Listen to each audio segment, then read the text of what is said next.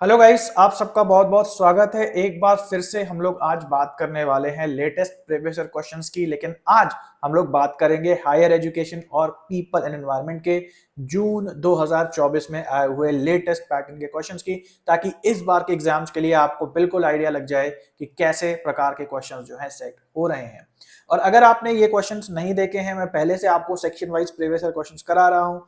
अगर आपने पहले नहीं देखे हैं तो ऊपर आई बटन पे मैं पूरी प्लेलिस्ट का लिंक दे दे रहा हूँ, उनको एग्जाम से पहले एक बार जरूर से देख लेना। तो चलिए आगे बढ़ते हैं, प्रीवियस ईयर क्वेश्चंस को एक्सप्लेनेशन के साथ देखते हैं। और इससे पहले अगर आपने मेरा पूरा फ्री कोर्स जो बनाया हुआ है यूट्यूब पे नहीं देखा है तो जरूर से देख लें। नहीं आते हुए कंसेप्ट भी आपको आ जाएंगे, ये मेरा दावा है। आप इन वीडियोस पे जाएंगे, एक दो वीडियोस देखेंगे, खुद ही आपको समझ में आ जाएगा। फ्री है, लेकिन ऐसा नहीं कि इनकी कोई कीमत नहीं है। बहुत ही ज्यादा बेशकीमती साबित होंगे ये सारे के सारे systematic to the point videos के प्लेलिस्ट जो मैंने आपके लिए बनाए हैं। इसके अलावा टेलीग्राम नहीं ज्वाइन किया जरूर से ज्वाइन कीजिए। Daily free previous year question पे बने हुए टेस्ट सीरीज आपको यहाँ पे मिलते हैं, तो ये भी आपके लिए फ्री है और प्रैक्टिस के लिए एक बहुत अच्छा साधन है। इसके अलावा अगर आप इंटरेस्टेड हैं और सीरियस हैं अपनी पढ़ाई के लिए तो full courses, paid courses available है हमारी ऐप पे। और इसके अलावा अगर section wise previous year questions आप लगाना चाहते हैं तो वो भी अवेलेबल है, और इन दोनों के ढेर सारे क्वेश्चंस और लेक्चर्स के डेमोज जो हैं वो भी अवेलेबल है, जिसके जिसके बारे में हम लोग इस वीडियो के आखिर में बात करेंगे। तो चलिए आगे बढ़ते हैं और किस प्रकार के क्वेश्चंस आए हायर एजुकेशन में और पीपल एनवायरनमेंट में, उसको हम लोग थोड़ा देख लेते हैं। सो गाइस, इस क्वेश्चन को ध्यान से देखिए। जून 2024 का ये क्वेश्चन है और यहाँ पे इस क्वेश्चन में पूछा जा रहा है टॉक्सिसिटी के बारे में। तो टॉक्सिसिटी क्या होती है भाई? टॉक्सिसिटी मतलब कुछ ऐसे सब्सटेंसेस अगर हम उनको ले लेते हैं तो हमारे शरीर को वो नुकसान पहुंचा सकते हैं। और अलग अलग प्रकार के सब्सटेंस जो होते हैं वो हमारे बॉडी के अलग अलग ऑर्गन को नुकसान पहुंचा सकते हैं, और उस अलग अलग ऑर्गन के हिसाब से इन टॉक्सिक पदार्थों के नाम अलग अलग रखे गए हैं। जैसे यहाँ अलग अलग नाम लिखे हैं टॉक्सिन्स के, जैसे नेफ्रोटॉक्सिक, हेमाटॉक्सिक, हेमाटोटॉक्सिक, पल्मोनोटॉक्सिक और हेपाटोटॉक्सिक। आपको ये बताना है कि ये जो अलग अलग प्रकार के टॉक्सिक पदार्थ हैं वो किस किस अलग अलग ऑर्गन को प्रभावित करते हैं। तो ध्यान दीजिए, यहाँ नाम में ही ऑर्गन का नाम छुपा है, लेकिन ये बहुत जनरली बोले जाने वाला उस ऑर्गन का नाम नहीं है। अगर आप कभी किसी अस्पताल गए होंगे किसी कारण से, तो हो सकता है अलग अलग डिपार्टमेंट के नाम में, जो अलग अलग ऑर्गन के जो डिपार्टमेंट होते हैं वहां इस प्रकार के आपको नाम थोड़े से दिख सकते हैं, उससे आपको अच्छा आइडिया लग सकता है। बट फिलहाल यहाँ आपको मिलाना है कि कौन सा नाम लंग से एसोसिएटेड है, कौन सा किडनी के टॉक्सिन से एसोसिएटेड है, कौन सा लिवर से, और कौन सा ब्लड से। तो चलिए मान के चलते हैं कि आप एग्जाम में गए हैं, आपको कुछ खास पता नहीं है, फिर भी थोड़ी बहुत नॉलेज जो है उसके आधार पर इस क्वेश्चन को करना। तो यहाँ पे अगर मैं अपनी बात करूं तो मुझे थोड़ा सा ध्यान है कि जो लंग्स होते हैं, लंग्स को एक तरीके से पल्मोनोटॉक्सिक बोला जा सकता है ना, क्योंकि मैंने फ्रेंच पढ़ी है। तो फ्रेंच में जो लंग्स का जो फ्रेंच वर्ड होता है वो पल्मोनो ऐसे करके कुछ होता है, हालांकि मुझे याद नहीं है, बट दिमाग पे ट्रिगर हो गया, तो कॉमन सेंसिकली भी हम इसे जोड़ सकते हैं। तो अगर हम इस हिसाब से देखें तो सी का हमें 1 दिखाई दे रहा है। बाकी की भी देख लेते हैं, हो सकता है हमें कुछ याद आ जाए। जैसे नेफ्रो की अगर बात करें तो नेफ्रोलॉजी होती है। नेफ्रोलॉजी किससे एसोसिएट होती है? किडनी से एसोसिएट होती है ना। तो कभी आप किसी हॉस्पिटल वगैरह गए होंगे या कहीं से भी आपको अगर थोड़ा सा याद है तो आप बहुत आराम से इसको मिला सकते हैं। उसके अलावा हेपेटाइटिस एक बीमारी होती है, अगर आप ध्यान दें तो हेपेटाइटिस लिवर या डाइजेशन से संबंधित बीमारी है। तो हेपाटोटॉक्सिक किसका टॉक्सिन होगा? ये हमारा लिवर का टॉक्सिन हो जाएगा। और इसी तरीके से हेमाटोटॉक्सिक किसका होगा? वो ब्लड का हो जाएगा। तो हीमोग्लोबिन आपने शब्द सुना होगा, है ना। तो कहीं पर भी हेम आ रहा है, इसका मतलब है वो ब्लड संबंधित है। तो इस प्रकार से हमारा ऑप्शन 1 जो है वो सही हो जाएगा।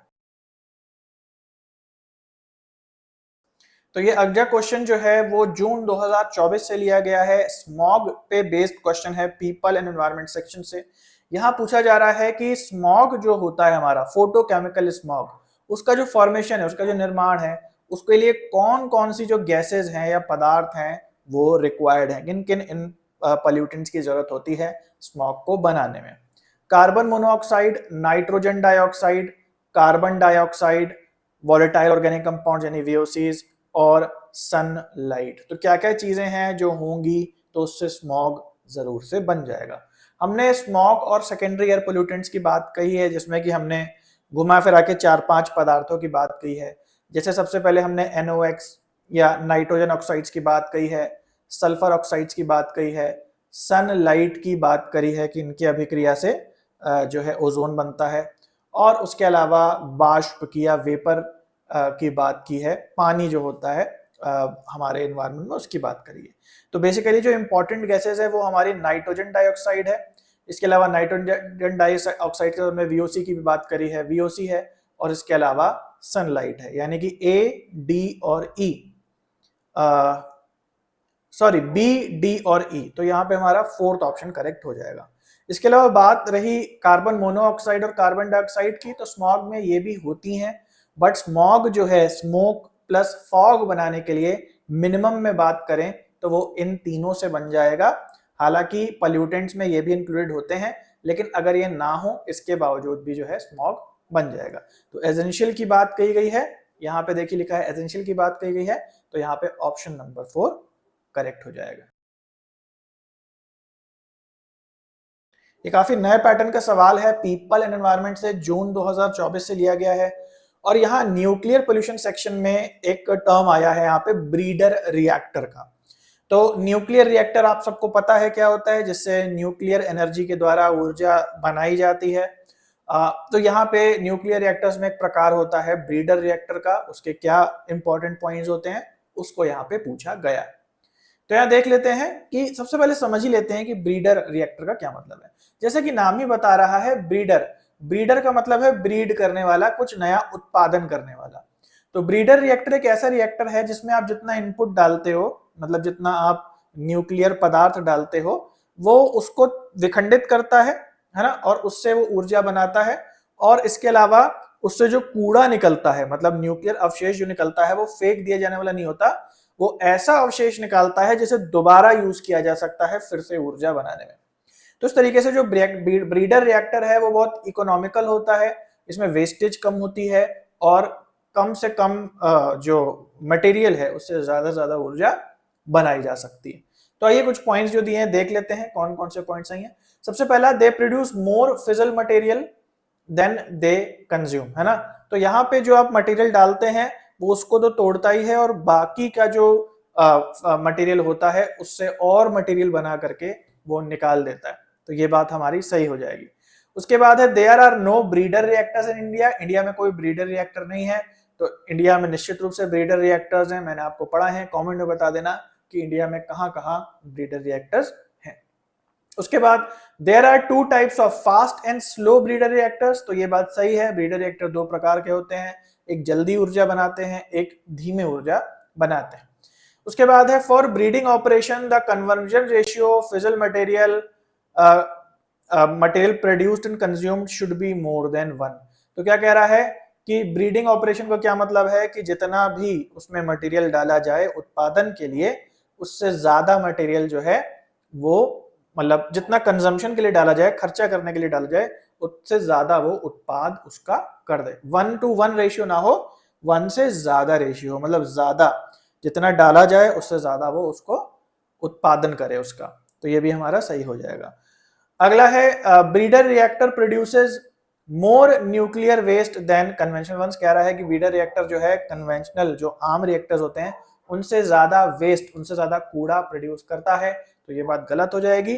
ब्रीडर रिएक्टर जो है बहुत कम अवशेष या कूड़ा जो है प्रोड्यूस करता है, उल्टा जो मटेरियल हम डालते हैं उसे हम फिर से रीयूज में ले लेते हैं, है ना। तो यहाँ पे A, C और D पॉइंट सही है, यानी ऑप्शन नंबर 1 करेक्ट है। क्वेश्चन काफी इंटरेस्टिंग है, नया टॉपिक ऐड हुआ है जून 2024 में पीपल एंड एनवायरनमेंट के अंदर। तो देख लेते हैं भाई क्या है। यहाँ पूछ रहा है what is the full form of POP। तो POP का फुल फॉर्म है परसिस्टेंट ऑर्गेनिक पॉल्यूटेंट। ये सिमिलर है VOC के। VOC का फुल फॉर्म होता है वॉलेटाइल ऑर्गेनिक कंपाउंड्स। ये दोनों एक दूसरे से अपोजिट है, POP और VOC एक दूसरे से अपोजिट है। VOC में शुरुआत में V लगा है, मतलब वॉलेटाइल, मतलब ऐसे कंपाउंड्स जो ऑर्गेनिक हैं, और जब वो वातावरण में जाते हैं तो कुछ देर में वो हट भी जाते हैं वहां से, क्योंकि वॉलेटाइल है, सड़ जाते हैं, है ना, यानी कि ट्रांसफॉर्म हो जाते हैं। लेकिन जो पीओपी है, पीओपी की शुरुआत में पी लगा है, जिसका मतलब है परसिस्टेंट, मतलब ये वातावरण से आसानी से जाते नहीं है। एक बार घुल जाते हैं आपके एटमॉस्फेयर में तो बहुत लंबे समय तक रहते हैं। तो वीओसी जो शॉर्ट टाइम के लिए रहता है, इसका उलट है पीओपी जो कि लंबे समय तक रहता है, इसलिए फर्स्ट ऑप्शन करेक्ट है। ये क्वेश्चन काफी इंटरेस्टिंग है और काफी सरल है। पीपल एनवायरनमेंट से है, millennium and sustainable development goal से। यहाँ आपको कुछ नहीं करना है, केवल मिलेनियम एंड सस्टेनेबल डेवलपमेंट जो गोल्स हैं उसमें कितने टारगेट्स हैं, कितने गोल्स हैं, अगर आपको नंबर भी याद है तो आप बड़े आराम से इन क्वेश्चन को कर लेंगे। असल में क्या होता है कि जो एमडीजी हैं या एसडीजी हैं, इनके कुछ निश्चित गोल्स होते हैं और हर एक गोल जो है अलग अलग टारगेट्स में बटा होता है। तो आपको अगर गोल्स का भी नंबर याद है तब भी आप इसको आराम से कर लोगे। तो यहाँ पे लिखा है goals in MDG, targets in MDG, goals in SDG, targets in SDG या सस्टेनेबल डेवलपमेंट गोल। यहाँ पे लिखा है 8, 17, 21 एंड 169। अब मान लो कि आपने एमडीजी पढ़ा है और एमडीजी में आपको गोल पता है कि भाई एमडीजी में हमें पता है कि 8 जो है गोल होते हैं, क्योंकि एमडीजी सबसे छोटा है, फिर बाद में जो एसडीजी आया उसमें चीजों को और बड़ा किया गया। तो बस इतना भी पता है, तो अगर आप ए को मिला देते हो 1 से तो आपका सेकंड ऑप्शन यहाँ क्लियर हो जाता है। एमडीजी में गोल है 8 और अगर हम टारगेट की बात करें तो टारगेट है यहाँ पे 21 एमडीजी में। गोल्स ज्यादा है सस्टेनेबल डेवलपमेंट में, एमडीजी में तो केवल 8 थे। यहाँ पे जो गोल्स हैं वो हमारे हो जाएंगे 17 और जो टारगेट्स है वो तो बहुत ही ज्यादा है, ये है हमारे 169।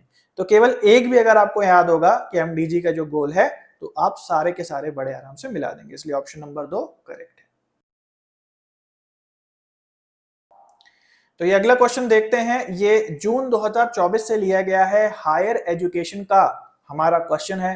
यहां पे लिखा हुआ है which of the following is the first post independence education commission in India. तो इनमें से पूछ रहा है कि कौन सा जो कमीशन है वो पहला कमीशन है भारत के आजादी के बाद। तो आप सबने पढ़ा होगा, बहुत ही इंपॉर्टेंट है, राधा कृष्णन कमीशन, या इसका जो फॉर्मल नाम है यूनिवर्सिटी एजुकेशन कमीशन, यानी कि ऑप्शन नंबर 3 करेक्ट है। ये क्वेश्चन ट्रिकी है, हायर एजुकेशन से, जून 2024 का ये क्वेश्चन है और यहाँ पे आपसे पूछा गया है, कुछ ऑर्गेनाइजेशंस दी गई हैं और यहाँ पे पूछा गया है कि ये जो ऑर्गेनाइजेशंस हैं इनको आपको अरेंज करना है ईयर ऑफ स्टैब्लिशमेंट के हिसाब से। तो कुछ संस्थाएं दी गई हैं जो स्पेसिफिक जो स्ट्रीम्स होती हैं सब्जेक्ट्स की उनको एक तरीके से संभालती हैं, जैसे सोशल साइंस की जो इंडियन काउंसिल है ICSSR, फिर है national council for rural institute NCRI, फिर है ICPR Indian council of philosophical research, फिर है ICHR Indian council for historical research और फिर है IIAS Indian institute of advance studies. तो ये 4-5 संस्थाएं हैं, हमने रेगुलेटरी बॉडीज में इनको पढ़ा है और इनफैक्ट हमने थोड़ी सी ये भी बात की थी कौन सा पहले आया था कौन सा बाद में आया था। अब यहाँ पे ये बिल्कुल रटने वाली चीज है, तो जितना अच्छा आपने रटा होगा उतना अच्छे से आप इसको अरेंज कर लेंगे। अगर आपने नहीं रटा है और आप मान लीजिए एग्जाम में ऐसे क्वेश्चन को गलत करके आते हैं तो बिल्कुल भी दुखी मत हो, क्योंकि ये सब जो चीजें हैं ये बस एडिशनल डाली जाती हैं ताकि आप 50 में से 50 क्वेश्चंस ना करके आ जाए, क्योंकि 50 में से 50 करके आ जाओगे तो पेपर 2 वीक होते हुए भी नेट जेआरएफ निकाल दोगे और एनटीए वाले ये नहीं चाहते हैं। आपको पेपर 2 में आप ज्यादा स्कोर करें, यहाँ कम करें, इसलिए इस प्रकार के क्वेश्चंस डाले जाते हैं। लेकिन फिर भी मैंने पढ़ाया है, ये जब एग्जाम में क्वेश्चन आया उससे पहले ही मैंने पढ़ा दिया था, तो अगर आपने रट लिया होगा, मान लीजिए आप रटने में अच्छे हैं, तो क्वेश्चन आपका निकल गया होगा। खैर इसका जो आंसर है वो 3 है, अब इसमें कुछ एक्सप्लेन करने को नहीं है, बट मैं आपको दिखा देता हूं कब कब कौन कौन आया। तो IIAS 65 में, ICSR 1969 में, HR 92 में, देन 97 में एंड देन 95 में, है ना। तो इसलिए आंसर जो है इसका 3 है। ये क्वेश्चन देखिए थोड़ा कंफ्यूजिंग हो सकता है, जून 2024 का हायर एजुकेशन से एक क्वेश्चन है। यहां पूछा गया है सेकंड 5 ईयर प्लान, पंचवर्षीय योजना जो दूसरी बार आई थी, सेकंड टाइम आई थी, उसमें पूछा गया है कि कौन कौन से कमीशंस के रिकमेंडेशंस को लागू किया गया है एजुकेशन पे? यूनिवर्सिटी एजुकेशन को, लैंग्वेज कमीशन ऑफ इंडिया के रिकमेंडेशंस को, रूरल हायर एजुकेशन कमिटी के रिकमेंडेशंस को, committee on establishment of new universities के रिकमेंडेशंस को, या फिर 3 ईयर डिग्री कोर्स कमिटी के रिकमेंडेशन को? अब देखो, जितने भी क्वेश्चंस आएंगे आपके खासकर पंचवर्षीय योजनाओं से, उनको आप गलत करके आ सकते हो या छोड़ के आ सकते हो, क्योंकि बहुत रटने को है। फर्स्ट 5 ईयर प्लान में क्या एजुकेशन में किया गया, सेकंड में क्या किया गया था, हालांकि मैंने आपको पूरा पढ़ाया है इसके बारे में, लेकिन फिर भी बहुत सारी चीजें हैं जो अगर हम पढ़ने बैठ जाएंगे तो हमें सालों निकल जाएंगे और वो चीजें खत्म नहीं होंगी, है ना। तो फिलहाल क्वेश्चन का आंसर हम यहाँ जान लेते हैं, बट इसमें कुछ समझाने के लिए नहीं है, रटने वाला क्वेश्चन है। फोर्थ ऑप्शन यहाँ पे सही है। तो यूनिवर्सिटी एजुकेशन कमीशन की रिकमेंडेशन ली गई, लैंग्वेज कमीशन की रिकमेंडेशन ली गई, और 3 ईयर डिग्री कोर्स कमेटी की रिकमेंडेशन यहाँ पे ली गई। ठीक है, बाकी यहाँ पे गलत हो जाएगा। अगेन इसमें कुछ समझाने का नहीं है, चाहे तो आप रट लें, लेकिन रट के भी फायदा नहीं है, इस प्रकार के क्वेश्चन दोबारा रिपीट नहीं होते। ये क्वेश्चन काफी इंटरेस्टिंग है। प्री इंडिपेंडेंस एजुकेशन सिस्टम या वैदिक पीरियड जो है हायर एजुकेशन में, उससे लिया गया है, जून 2024 का ये क्वेश्चन है। यहाँ पे एंशिएंट ग्रंथ या एंशिएंट ट्रीटाइजेस दिए हुए हैं और उनके जो ऑथर हैं, उनके जो रचयिता हैं, उनके नाम दिए हुए हैं। लीलावती, योग सूत्रा, न्याय सूत्रा, अर्थशास्त्र, चाणक्य, गौतम, पतंजलि एंड भास्कराचार्य। तो आपको मिलाना है कि किस व्यक्ति ने कौन से इन ग्रंथों को रचा है। तो यहाँ पे कॉमन सेंस का भी यूज करेंगे तो भी काम चल जाए। हालांकि मैंने आपको सब कुछ पढ़ाया हुआ है, लेकिन कॉमन सेंस का भी यूज करेंगे तो बड़े आराम से आप इसको कर लेंगे। अब जैसे आप सबको चाणक्य के बारे में तो पता ही होगा, क्योंकि आजकल व्हाट्सएप पे पोस्ट और इंस्टाग्राम पे फोटो, चाणक्य की नीति, ऐसा करना हो तो ऐसा कभी मत करना। तो चाणक्य मुझे लगता है इन सब में काफी ज्यादा फेमस है और सबसे ज्यादा बच्चों को चाणक्य के बारे में पता होगा। और आप सबको पता होगा कि चाणक्य जो है वो नीतियां बताते थे, राज्य की नीतियां, अर्थशास्त्र की नीतियां एंड सो ऑन। तो अगर आपको पता है तो आपके 2 ऑप्शन क्लियर हो जाएंगे कि डी का 1 है। अभी भी हमारा जो क्वेश्चन है वो सॉल्व नहीं हुआ, दोनों में से कुछ भी हो सकता है, पहले और दूसरे में से। अब अगर आगे बात करें तो पतंजलि भी फेमस है, बहुत बच्चों को पतंजलि के बारे में पता होगा भाई। बाबा रामदेव का ब्रांड का नाम भी है पतंजलि, और बाबा रामदेव खुद क्या कराते हैं, योगा कराते हैं। तो पतंजलि में भी किस पे काम किया होगा, योगा पे ही काम किया होगा। कॉमन सेंस की बात है ना। तो आप योगा सूत्रा को ऐड कर सकते हैं पतंजलि के साथ। तो बी का 3, और यही करते ही जो है हमारा आंसर निकल आएगा। तो ए का 4 हो गया, यानी कि लीलावती जो है वो लिखी है भास्कराचार्य ने। ये बहुत कम लोगों को पता होगा, लेकिन फिर भी हमने बना लिया। बी हमें क्लियर हो गया। सी हो गया न्याय सूत्र, और न्याय सूत्र दिया है गौतम ऋषि ने, है ना। तो इस तरीके से आपको जो भी एग्जिस्टिंग नॉलेज है, जरूरी नहीं कि आप किताब में पढ़ें तभी इन क्वेश्चंस को कर पाए, उनका भी यूज करके आप इस प्रकार के क्वेश्चंस को कर सकते हैं। इसलिए करेक्ट ऑप्शन हमारा 1 सही हो जाएगा। सो गाइज, आई होप कि आप लोगों को क्लियर हो गया होगा कि ये जो चीजें हैं इनको बहुत ज्यादा नहीं पढ़ना होता है, एक एक 2-2 लाइन की चीजें होती हैं और उन पे बेस्ड जो है क्वेश्चंस आते हैं। मैंने देखा है कई बार ऐसे वीडियोस बनते हैं जो इन 2-4 छोटे मोटे टॉपिक्स पे 40-45 मिनट और 1.5 घंटे के वीडियोस होते हैं, बट उनसे एग्जाम में कुछ नहीं आता है ना। तो जो भी एग्जाम में आता है उस हिसाब से मैं अपडेट करके टू द पॉइंट वीडियोस बना के इस चैनल पे डाल देता हूँ। आई होप आपको इस वीडियो ने मदद किया होगा। और इसके अलावा अगर और एक्सटेंसिवली और बेहतर तरीके से पढ़ना चाहते हैं और जेआरएफ को क्लियर करना चाहते हैं तो यहाँ पे फुल कोर्स अवेलेबल है, जिसमें बिल्कुल सिस्टम से टू द पॉइंट तरीके से आपको पढ़ाया गया है। फ्री ब्रीफ लेक्चर्स भी हैं, तो एटलीस्ट उनको तो आप जरूर से देख लो, जो कि आपको इसके अंदर फ्री मिल रहा है। और इसके अलावा यहाँ पे 100 क्वेश्चंस भी आपको फ्री हैं। अगर आप कोर्स ना लेकर के केवल टेस्ट सीरीज लेना चाहते हो तो वो भी ले सकते हो, और इसमें आपको सेक्शन वाइज भी अलग अलग प्रीवियस ईयर क्वेश्चन सॉर्टेड वे में मिल जाते हैं। 100 से ज़्यादा क्वेश्चन जो है लगाने के लिए इसमें भी फ्री है। तो इन दोनों का डेमो चेक कर सकते हो। और डेमो अगर आपको नहीं मिलता है, वैसे तो लिंक डिस्क्रिप्शन में, अगर नहीं मिलता है तो ये व्हाट्सएप का हमारा नंबर है, इस पर आप चैट करो और बोल दो कि मुझे डेमो चाहिए टेस्ट सीरीज का या कोर्स का, तो आपकी पूरी मदद की जाएगी। तो चलेगा, आज के लिए इतना है, मिलते हैं अगले वीडियो में। तब तक के लिए सभी को बाय और टेक केयर।